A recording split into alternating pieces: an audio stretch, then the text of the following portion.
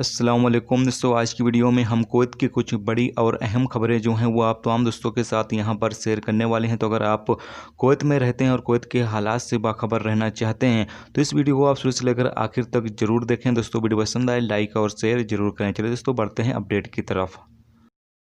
दोस्तों पहली खबर ये है कि कुवैत में कुछ नए कानून जो है वो बनने की तैयारी की जा रही हैं, जिससे कि जो मौजूद कुवैत में अजनबी लोग हैं उनको बाहर निकालने के लिए यहाँ पर बताया ये जा रहा है कि जो गैर मुल्की हैं उनकी तादाद को यहाँ पर कुवैती शहरियों के सेम करने के लिए, यानी कि उनके सेम नहीं लेकिन फिर भी बहुत हद तक कम करने के लिए यहाँ पर जो रेसिडेंसी है या बाकी जो फ़ीस वगैरह है उसमें जो है वो तब्दीली की जाएगी, यानी बदलाव किया जाएगा, फ़ीस जो है वो बढ़ाई जाएगी।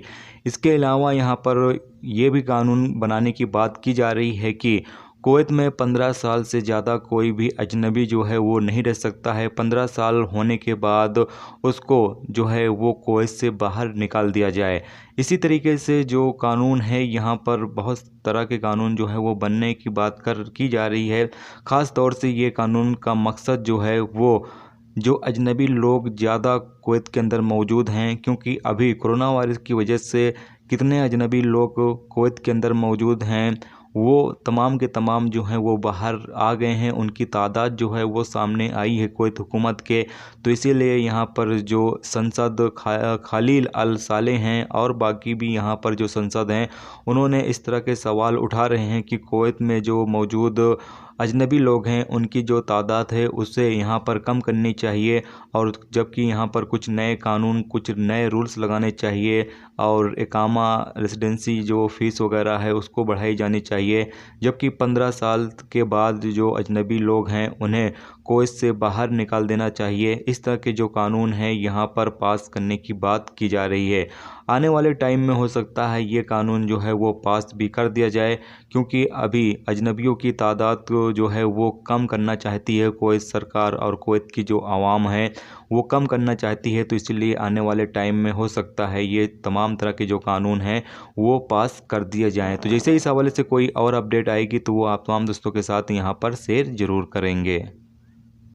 अगली खबर ये है कि कुवैत में जो मौजूद चर्च वगैरह हैं उन्हें फिर से ओपन करने की यहाँ पर तैयारी जो है वो शुरू कर दी गई है, और चर्च जो है वो कल से मुमकिन है कि खोलना जो है वो शुरू कर दिया जाएगा और यहाँ पर लोग जो हैं वो फिर जा सकेंगे। आपको बता चलें कि ये चर्च में लोगों को जाने के लिए जो हिफाजती इंतजामात हैं उसकी पाबंदी करते रहनी होगी, यानी कि मुंह पर मास्क और समाजी जो दूरी के वसूल हैं उसको फॉलो करते हुए लोग जो हैं वो चर्च में जा सकते हैं। यहाँ पर चर्च जो है वो 3 महीने के बाद फिर से ओपन होने जा रहा है।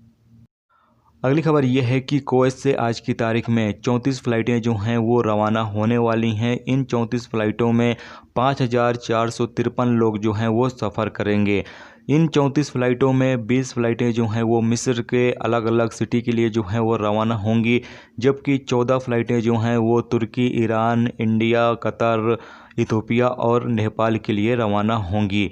इसके अलावा आपको पता चले कि कल की तारीख में 36 फ़्लाइटें जो हैं वो रवाना हुई हैं, जिसमें 6,468 लोग जो हैं वो सफ़र किए थे। इन 36 फ़्लाइटों में 17 जो फ़्लाइटें हैं वो मिस्र के लिए रवाना हुई थी, जिसमें 3,281 लोग सफ़र किए थे, जबकि इंडिया के लिए 15 फ़्लाइटें जो हैं वो रवाना हुई थी, जिसमें 2,880 लोग सफ़र किए थे। इसके अलावा दोहा कतर के लिए एक फ़्लाइट रवाना हुई थी जिसमें 200 मुसाफिर सफ़र किए थे, जबकि एक फ़्लाइट जो है वो नेपाल के लिए रवाना हुई थी जिसमें 145 मुसाफिर सफ़र किए थे, जबकि एक फ़्लाइट जो है वो बांग्लादेश के लिए भी रवाना हुई थी जिसमें 330 मुसाफिर जो हैं वो सफ़र किए थे।